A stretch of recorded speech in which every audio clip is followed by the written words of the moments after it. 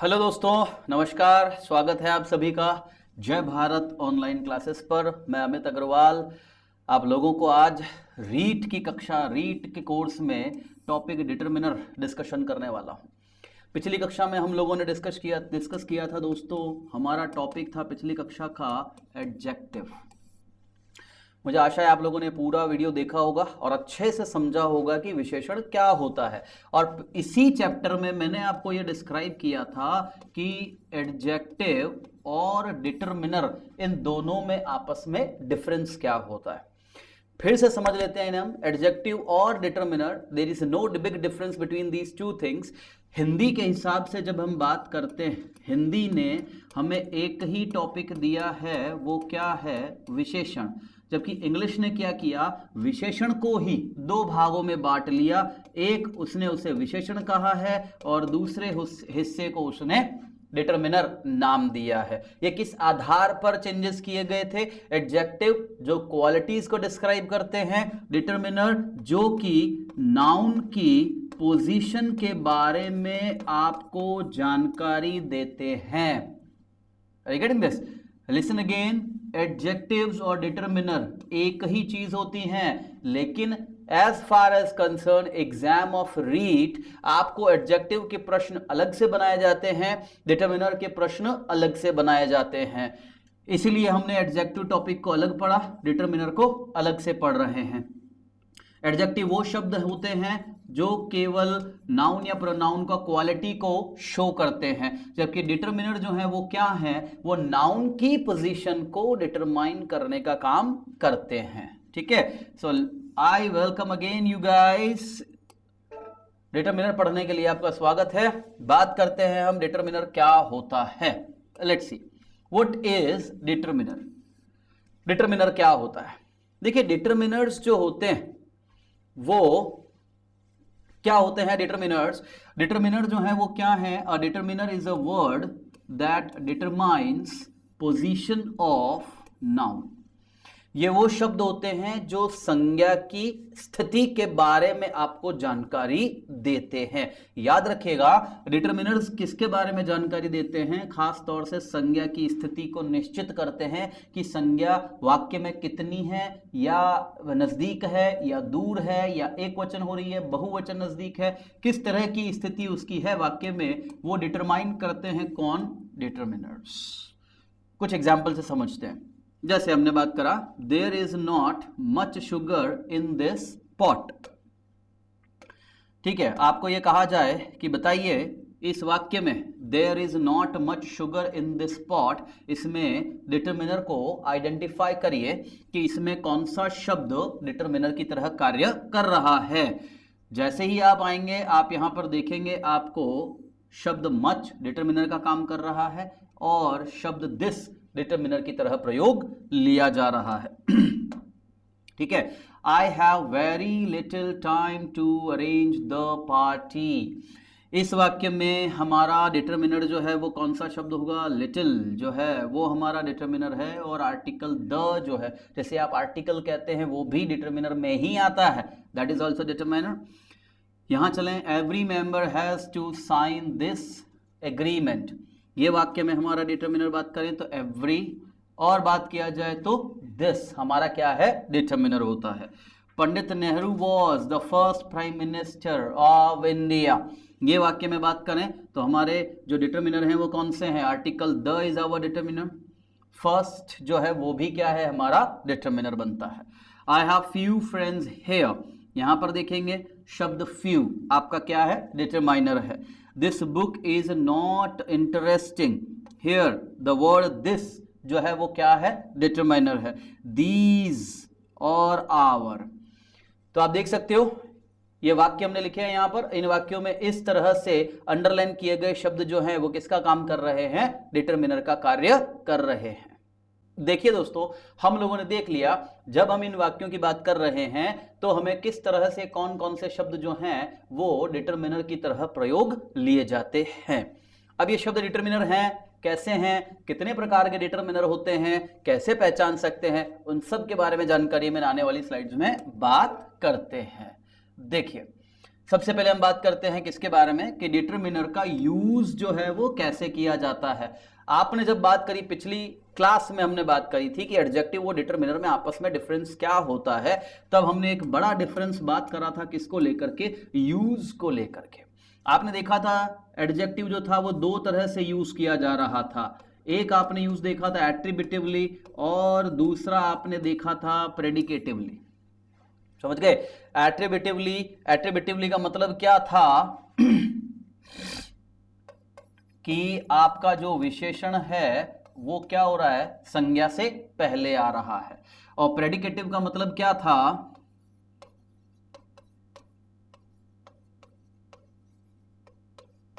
She is beautiful. मान लीजिए मैंने लिखा है शी इज ब्यूटीफुल, तो विशेषण जो है वो प्रेडिकेट में आ रहा था, मतलब संज्ञा के बाद आ रहा था। तो विशेषण जो थे दोस्तों वो दो तरीके से यूज किए जा रहे थे, एट्रीब्यूटिवली और प्रेडिकेटिवली। ये दोनों तरीके हैं विशेषण को पहचानने की, कि आपको वाक्य में दिया गया शब्द विशेषण है या नहीं, उसकी जानकारी के लिए आपको याद होनी चाहिए पिछली स्लाइड्स, एट्रीब्यूटिवली और प्रेडिकेटिवली दोनों की हमने बात करी थी। और वहीं पर हमने डिफरेंस देखा था कि जो डिटरमिनर शब्द होते हैं वो शब्द केवल किस तरह से यूज किए जा सकते हैं, एट्रीब्यूटिवली यूज किए जा सकते हैं। मतलब वो प्रेडिकेटिवली यूज नहीं किए जा सकते, मतलब कि वे संज्ञा के बाद नहीं आ सकते।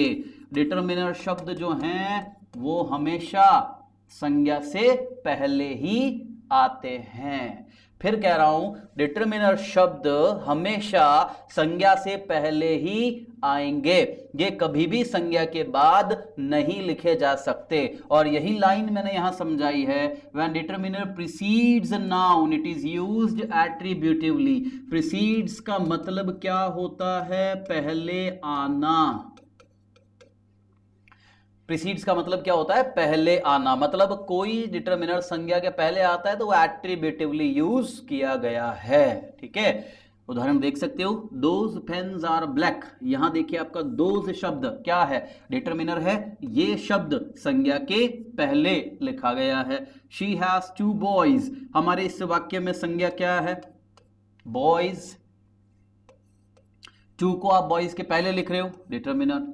Neither boy has come, neither आपका डिटरमिनर होता है, बॉय संज्ञा होती है। नाइदर शब्द बॉय के पहले लिखा गया है, ये शब्द आपका डिटरमिनर बन गया। ठीक है, नोट करने की बात जो है वो क्या है, determiners can not be used what, predicatively. Clear, मतलब कि डिटरमिनर शब्द संज्ञा के बाद कभी नहीं आ सकते हैं। इसे अच्छे से समझने के लिए यदि आपने पिछला वीडियो नहीं देखा है तो प्लीज पहले उसे देखिएगा, उसके बाद ही डिटरमिनर टॉपिक पर आप आइएगा। डायरेक्टली डिटरमिनर पढ़ेंगे so there will be a question always there in your mind, what is the difference between determiner and adjectives. ठीक है, क्योंकि कई ग्रामर की पुस्तकें डिटरमिनर टॉपिक को अलग से नहीं पढ़ाती हैं, वो एडजेक्टिव के अंदर ही टाइप्स ऑफ एडजेक्टिव जो 9, 10, 8 जितने भी हैं they will show them and they will teach you a topic article separately, but they do not tell you कि आर्टिक डिटरमिनर्स और एडजेक्टिव जो है वो सेम चीज होता है, और यदि इनमें कुछ अंतर है तो वो क्या है। ठीक है, तो ये आपका डिटरमिनर का यूज था। चलिए बात करते हैं अगली स्लाइड पर, अगर आप इसका स्क्रीनशॉट लेना चाहें ले लीजिए। ओके, बात करते हैं। देखिए डिटरमिनर्स के टाइप कितने हैं। एडजेक्टिव के टाइप की बात करी थी तो एडजेक्टिव का एक ही टाइप मैंने आपसे बात करा था, वो क्या था, एडजेक्टिव ऑफ क्वालिटी। मींस वो शब्द जो कि क्वालिटी दिखाते हैं, किसकी, नाउन या प्रोनाउन की। लेकिन संज्ञा को क्वालिफाई करने वाले शब्द, संज्ञा के बारे में अधिक जानकारी देने वाले शब्द केवल विशेषण नहीं है, केवल क्वालिटी नहीं है, केवल सुंदर, बुरा, अच्छा, छोटा, बड़ा, केवल यही शब्द संज्ञा के बारे में जानकारी दे रहे हैं, ये गलत होगा। संज्ञा के बारे में जानकारी नजदीक, दूर, कुछ, थोड़ा, न के बराबर, दोनों में से एक, दोनों में से कोई नहीं, ऐसा, ये सभी शब्द भी तो किसको क्वालिफाई कर रहे हैं, संज्ञा को ही कर रहे हैं। लेकिन ये सभी शब्द एडजेक्टिव नहीं है, ये सभी शब्द किस में आ जाते हैं, डिटरमिनर्स के अंदर इनको कहा जाता है। अब देखते हैं टाइप्स ऑफ डिटरमिनर्स क्या होता है। डिटरमिनर ऑफ क्वांटिटी, इसको हम हिंदी में अगर आपको आवश्यकता है तो आप लिख लीजिएगा, हिंदी में हम इसे क्या कहते हैं, मात्रावाचक डिटरमिनर कहा जाता है। डिटरमिनर ऑफ नंबर की बात करते हैं तो ये जो है आपको पता लग ही रहा है, दैट इज व्हाट, संख्या वाचक, ठीक है, इसे हम क्या कहेंगे, संख्यावाचक। पजेसिव डिटर्मिनर जो होते हैं वो क्या होते हैं, पजेसिव डिटर्मिनर इसे हम कहते हैं अधिकार वाचक, वो क्या कहलाते हैं, पजेसिव डिटर्मिनर कहलाते हैं। डिस्ट्रीब्यूटिव जो होते हैं, नाम से आपको जानकारी हो रही होगी, ये क्या होते हैं, विभाजन वाचक डिटर्मिनर आप इन्हें कहेंगे।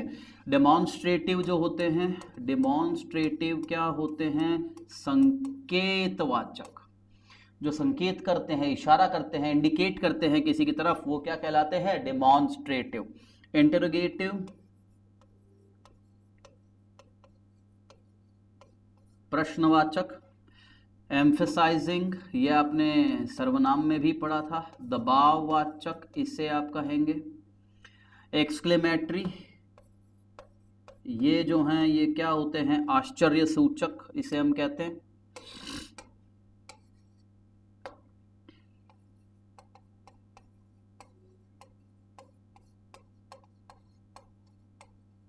ठीक है, और लास्ट क्या बचा है, आर्टिकल।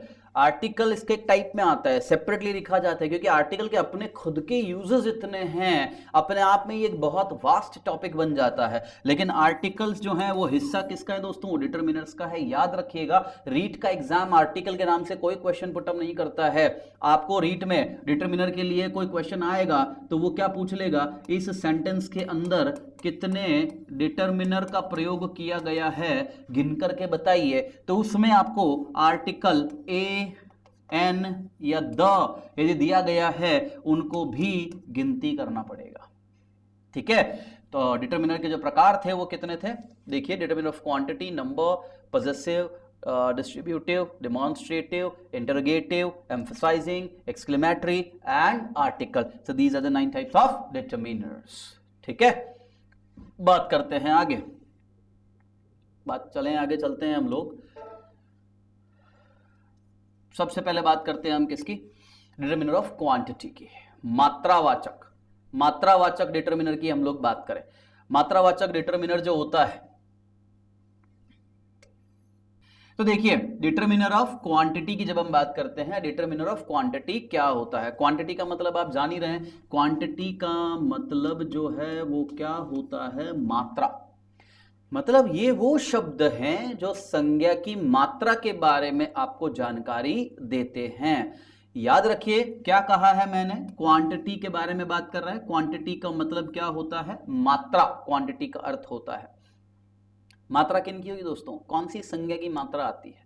जिन संज्ञा को हम गिन सकते हैं मात्रा उनकी आएगी, या जिन्हें आप नहीं गिन सकते हैं मात्रा उनकी आएगी।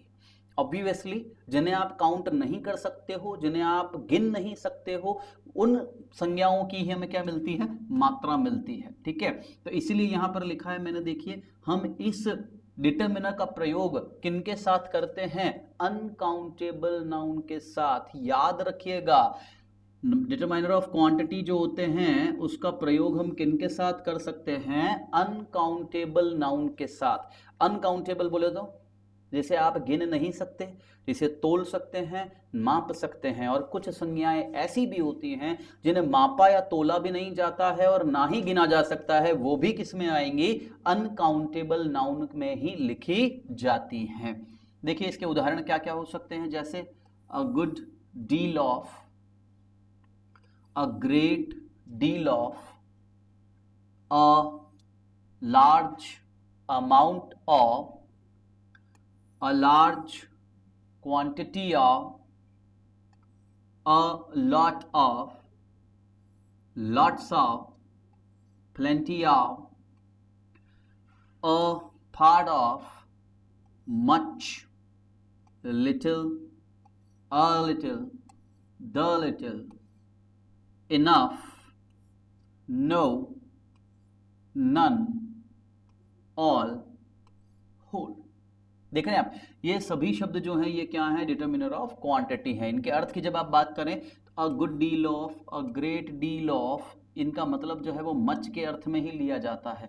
ऐसी बहुत सी जगह होती हैं जहां मच नहीं लगा सकते हैं आप व्याकरण की दृष्टि से, तो मच के रिप्लेसमेंट में हम किसे लिख देते हैं, अ great deal of, a good deal of, large amount of, क्योंकि ये मच के ही अर्थ में आते हैं, अधिक के अर्थ में ही आते हैं। ठीक है, जैसे अ लॉट ऑफ का मतलब भी यही है अधिक, लॉट्स ऑफ का भी यही होता है।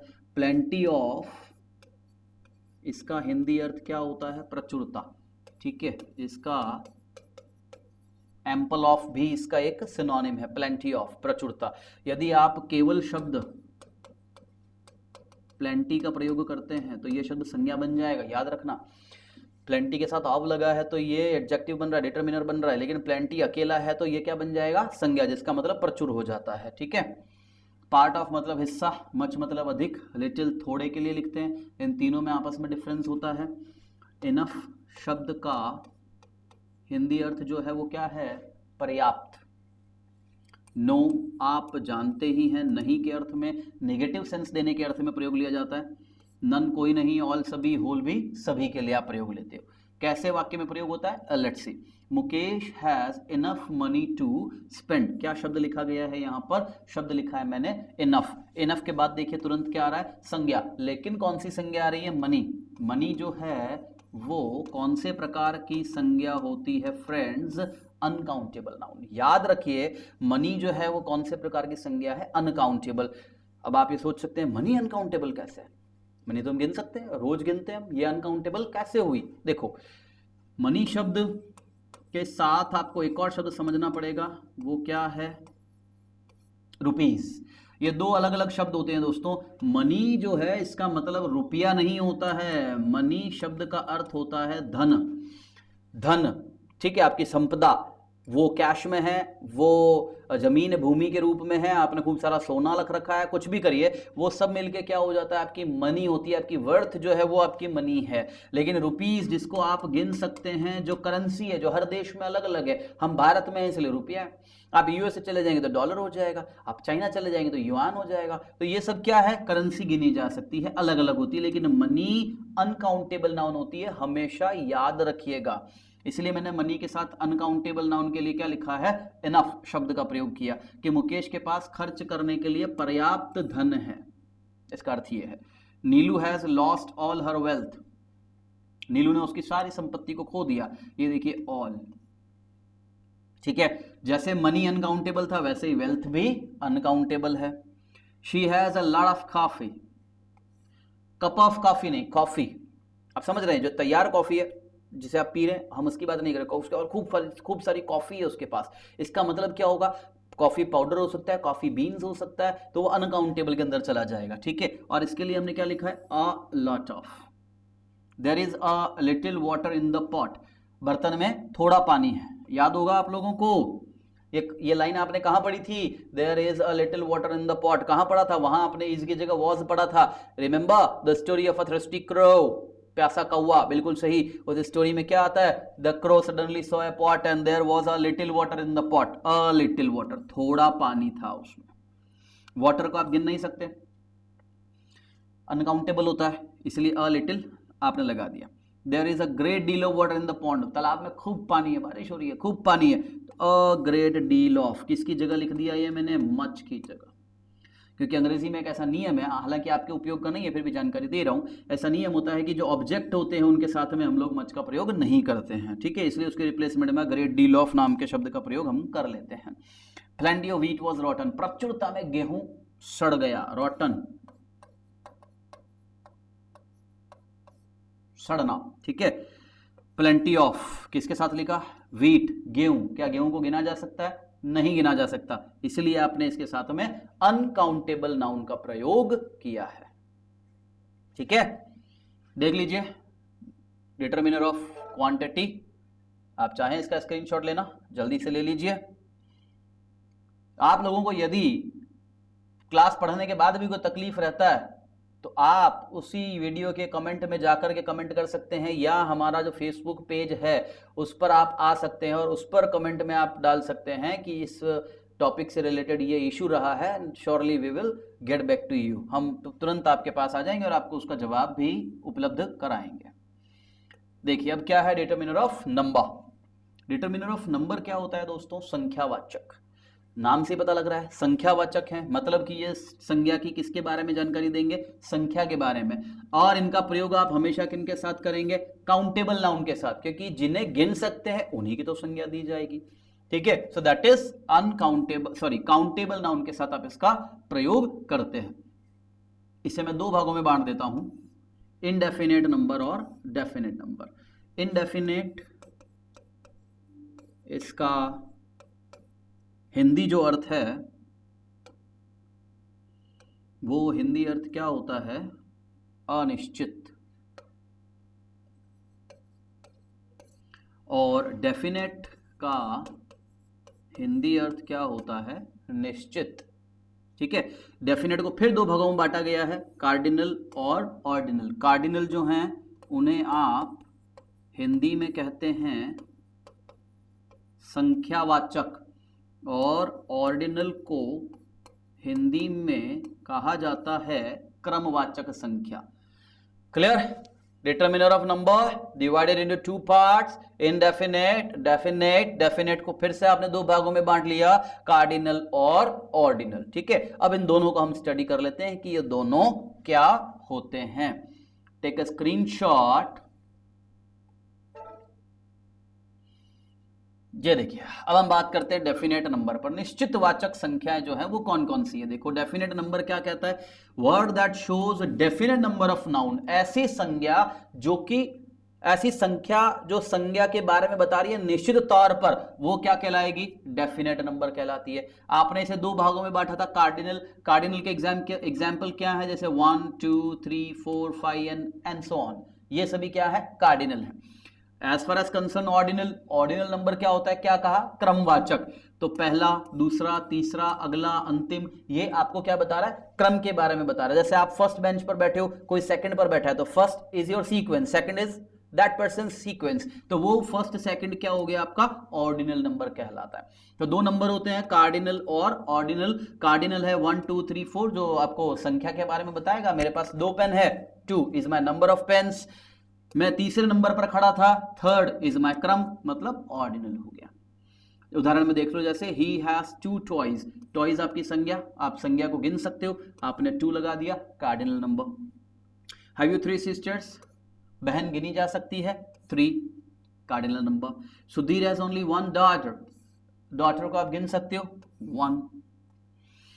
Who will be the next prime minister of India? हमारे देश का अगला प्रधानमंत्री कौन होगा? तो अगला मतलब हम क्या जानना चाहते हैं यहाँ पर? क्रम जानना चाहते हैं, इसलिए हमने किसे लिख दिया यहाँ पर? ऑर्डिनल नंबर को। The first 2 chapter of this book are my favorite. इस किताब के पहले 2 चैप्टर मेरे क्या हैं? फेवरेट हैं। ठीक है, तो ये आपका फर्स्ट और ये 2, ऑर्डिनल और कार्डिनल दोनों ही साथ आ गए। अब देखो, परीक्षा में तुम्हें प्रश्न कैसे आ सकता है? परीक्षा क्या कह देगी तुम्हें? इस दिए गए वाक्य में कितने डिटरमिनर हैं, गिनकर बताइए। इस दिए गए वाक्य में कितने डिटरमिनर हैं, गिनकर बताइए। The first 2 chapters of this book are my favourite. देखो कौन कौन से शब्द इसमें डिटरमिनर है, क्या बताया था? आर्टिकल डिटरमिनर में आएगा 1, ये आपने 2 अभी पढ़ी लिए हैं। फिर यहाँ पर क्या है? दिस भी है, और क्या है? माय भी है। और आपने जैसे ही ये पता कर लिया, आपको पता लग जाता है कि मेरे डिटरमिनर की संख्या यहाँ कितनी है? 5, and that will be your answer. इतना आसान सा प्रश्न डिटरमिनर से पूछा जाएगा। रीट की अंग्रेजी दोस्तों बीएसटीसी से भी आसान होती है। बीएसटीसी में तो फिर आपसे पूछ लेते हैं फिलअप भरिए, एरर ढूंढिए। रीट क्या पूछता है? गिन के बताओ कितने डिटरमिनर है। A question of class 3rd। ठीक है, सोचिए, अब तीसरी कक्षा के बच्चों के जवाब आप लोगों को देने, डिटरमिनर काउंट करना है, पहला, दूसरा, तीसरा, 4 5, ये 5 determiner. That's all your answer, you got 1 mark. Clear? Getting this? Fine. Take a screenshot if you want. Definite number पर बात करते हैं। Indefinite number, sorry, indefinite number जो होता है वो क्या है? देखिए, इनडेफिनेट का मतलब है अनिश्चित, मतलब ये अनिश्चित संज्ञा के बारे में आपको जानकारी देगा। इसके उदाहरण क्या हो सकते हैं? जैसे सम, मतलब कुछ, सम का किसी को अगर आवश्यकता है हिंदी का तो लिख लेना, सम मीन्स कुछ, फ्यू मतलब थोड़ा। ठीक है, ये संख्या के अर्थ में आता है, संख्या के साथ लगेगा। अ फ्यू, द फ्यू में आपस में अंतर होता है। A good many, a great number of, enough पर्याप्त मैंने बताया ही था, प्लेंटी ऑफ, मैनी मतलब कई, मोस्ट मतलब ज़्यादा, अधिकतर, अ लार्ज नंबर ऑफ कई, lots of, a lot of, no, none, all etcetera. इसमें आप देख सकते हो यहाँ पर कुछ शब्द आपको नंबर में भी मिल रहे हैं और कुछ शब्द आप लोगों को क्वांटिटी में भी मिले थे, ठीक है। जैसे मान लीजिए शब्द लिया आपने इनफ, इनफ शब्द क्वांटिटी भी हो सकता है और नंबर भी हो सकता है। हालांकि आपसे रीड टाइप नहीं पूछता है, but in case if it asks तो इनफ को कैसे पहचानोगे कि वो नंबर है या क्वांटिटी, इसके बाद वाली संज्ञा से। यदि इनफ के बाद अनकाउंटेबल नाउन दी गई है तो ये शब्द क्वांटिटी बन जाएगा, लेकिन यदि इनफ के बाद ऐसी संज्ञा दी गई है जिसको गिनी जा सकती है तो इनफ क्या बन जाएगा, नंबर बन जाएगा। यही चीज आप देखेंगे तो सम के साथ भी होगा, प्लेनी ऑफ के साथ में भी होगा, ठीक है। No, none, lot of, a lots of, ये सभी जो कॉमन शब्द है उनमें डिफरेंस करने का तरीका एक ही है कि इनके तुरंत बाद वाली क्या देखनी है, आपको संज्ञा देखनी है। अगर वो संज्ञा गिनी जा सकती है तो वो नंबर है, यदि वो संज्ञा गिनी नहीं जा सकती है तो वो क्या हो जाता है, अनकाउंटेबल नाउन बन जाता है। कुछ एग्जाम्पल देखो, जैसे कुछ किताबें फट गई, टॉन थर्ड फॉर्म है, टेयर, टॉर, टॉर्न, फाड़ना, फाड़ने से रिलेटेड होता है ये। सम मतलब कुछ, मोस्ट बॉयज आर जेंटल, अधिकतर लड़के सभ्य होते हैं, ठीक है, most. Many students are laborious, कई विद्यार्थी क्या हैं, मेहनती होते हैं, लेबोरियस हिंदी अर्थ क्या होगा इसका, मेहनती, मैनी क्योंकि स्टूडेंट्स को गिन सकते हैं। आई हैव फ्यू पेन्स, मेरे पास ना के बराबर पेन्स है, मगर पेन को मैं गिनता हूं इसलिए मैंने इसके साथ क्या लगा दिया, फ्यू, या एस लगाना होगा। Plenty of eggs were broken, प्रचुरता में अंडे फूट गए, अंडे गिने जा सकते हैं, तो यहां प्लेंटी ऑफ जो है वो क्या बन गया, आपका नंबर बन जाता है। प्लेंटी ऑफ व्हीट, पिछली साइड में देखा ना, प्लेंटी ऑफ व्हीट, व्हीट था तो ये नंबर के बजाय क्वांटिटी था, एग्स आ गया तो ये नंबर बन गया। He has enough friends to celebrate his birthday, उसके पास पर्याप्त मित्र हैं उसका जन्मदिन सेलिब्रेट करने के लिए। फ्रेंड्स को आप गिन सकते हैं तो इनफ क्या बन गया, नंबर। अभी देखो इनफ शब्द जो है दोस्तों ये एक और रोल प्ले करता है।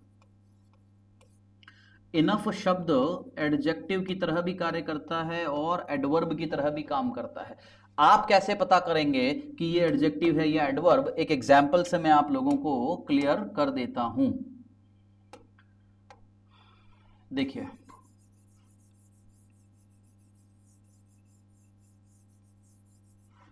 कैसे क्लियर होगा, देखिए मैं एक एग्जाम्पल ले रहा हूं, ही हैज इनफ फ्रेंड्स। इनफ के बाद, यदि इनफ शब्द के बाद आपको क्या मिलता है, नाउन, तो ये शब्द क्या बन जाएगा, डिटर्मिनर बनेगा। और लेकिन यदि आपको किसी विशेषण के बाद इनफ शब्द मिलता है तो ये इनफ शब्द किसका काम करेगा, एडवर्ब का काम करेगा। जैसे he is kind enough to me, देखो काइंड क्या है, एडजेक्टिव, इसके बाद क्या आ रहा है, इनफ, एडजेक्टिव को क्वालिफाई कर रहा है क्या, इनफ, ठीक है। जब एडजेक्टिव को क्वालिफाई कर रहा है इनफ तो ये इनफ शब्द जो है ये क्या बन जाता है आपका, इनफ शब्द क्या बन जाता है आपका, एडवर्ब बन जाता है, ठीक है। याद रखना इनफ के बाद नाउन है तो ये इनफ डिटर्मिनर होगा, और यदि इनफ के पहले एडजेक्टिव है तो ये इनफ किस में बदल जाता है, एडवर्ब में बन जाता है। तो ज्यादातर हमें प्रश्न वही पूछे जाते हैं जो कंफ्यूजन भरे होते हैं, जो एक जगह पर हमें एक ही शब्द है, प्रोनाउन में भी मिल रहा है, एडवर्ब में मिल रहा है, एडजेक्टिव में मिल रहा है, वही आपसे ज्यादातर पूछा जाता है कि आप एग्जैक्टली वर्ड की पोजीशन से ये पता लगा पा रहे हैं या नहीं कि वो कौन सा पार्ट ऑफ स्पीच है, या आपने रट लिया कि कहीं पर भी इनफ आओ डिटर्मिनर, ऐसा नहीं होगा, ठीक है। याद रखिएगा इनफ शब्द डिटर्मिनर भी है, इनफ शब्द जो है वो एक और काम करता है किसका, एडवर्ब का। इसी तरह से एक और शब्द है आपका कौन सा, नो, ये नो शब्द भी आपका एक और काम करता है। देखिए इसको मैं आपको समझा देता हूं थोड़ा स्लाइड से, देखो नो जो शब्द है ये चार तरीके से प्रयोग हो सकता है, डिटरमाइनर की तरह, नाउन की तरह, एडवर्ब की तरह और इंटरजेक्शन की तरह। ये देखो मैंने चार वाक्य लिखे हैं, आप पहचानने का प्रयास करिए नो की स्थिति के अनुसार कि ये नो कौन से वाक्य में किसका काम कर रहा है।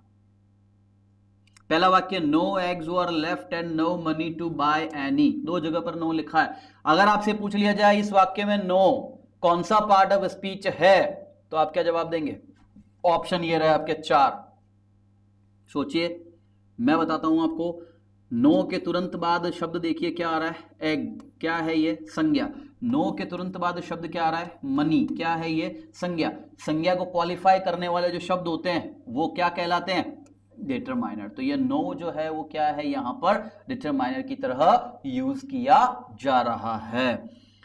His no was loud, his, उसकी ना बहुत ही बुलंद थी, उसकी ये अधिकारवाचक है, आगे जाके और पढ़ेंगे, वैसे आपने प्रोनाउन में पढ़ा था। हिज जो है वो क्या बताता है? आपको अधिकार के बारे में जानकारी देता है, और सामान्यतया अधिकारवाचक या तो अकेला आएगा या अधिकारवाचक के बाद क्या आती है? संज्ञा। भाई या तो इसके पहले संज्ञा हो या इसके बाद संज्ञा हो, कहीं ना कहीं संज्ञा तो चाहिए, क्योंकि अधिकार किस पर दिखेगा? व्यक्ति, वस्तु और स्थान पर। ठीक है, तो ये हिज जो है ये मेरा अधिकारवाचक है, ये किसके पहले आ रहा है? संज्ञा के पहले। इसका मतलब यहां पर नो शब्द किसका काम कर रहा है? संज्ञा का काम कर रहा है। ठीक है, he is no better today, no you are wrong. यहां पर देखते हैं शब्द नो, नो शब्द किसके पहले आ रहा है? बेटर। बेटर आपने पिछली कक्षा में पढ़ाई था, बेटर जो है वो एक कंपैरेटिव डिग्री है किसकी? एडजेक्टिव की। और मैंने आपको कहीं ना कहीं ये बताया था कि एडवर्ब की परिभाषा इंग्लिश में क्या है? एडवर्ब 3 चीजों को क्वालिफाई करता है। पहला है क्या? वर्ब, दूसरा क्या है? एडजेक्टिव, और तीसरा क्या है? एडवर्ब। क्लियर? बेटर क्या है? एडजेक्टिव। नो किसको क्वालिफाई कर रहा है? बेटर को। तो नो इस जगह पर नो किसका काम कर रहा है दोस्तों? एडवर्ब की तरह प्रयोग लिया जा रहा है। नो यू आर रॉन्ग, इसमें नो इस पूरे ही वाक्य को क्वालिफाई कर रहा है, और एडवर्ब कई बार पूरे वाक्य को क्वालिफाई कर सकती है। केवल एडवर्ब भी होती हैं जो पूरे वाक्य को क्वालिफाई करती हैं। तो ये नो यहां पर भी क्या है? एडवर्ब। फिर आ जाए no, I do not want any. No, आप इंटरजेक्शन में आ रहे हैं, आप विस्मय की स्थिति में इसको बोल रहे हैं, इसलिए ये नो शब्द यहां पर क्या बन गया? आपका इंटरजेक्शन बन जाता है। तो रीट की परीक्षा इसी तरह से पूछती है कि दिए गए पैराग्राफ में अंडरलाइन किए गए शब्द का पार्ट ऑफ स्पीच बताइए। अब जैसे नो की मैंने बात करी, ये 4 तरह से यूज हो रहा है, लेकिन इसकी पोजीशन, ये किसे क्वालिफाई कर रहा है, आप वहीं से पता कर सकते हैं कि नो है क्या। ठीक है दोस्तों, तो आज के लिए इतना ही मैं आप लोगों को बताऊंगा। आप पढ़िए, समझिए, कोई तकलीफ रहता है पूछिए। That's all for the day. Thank you so much.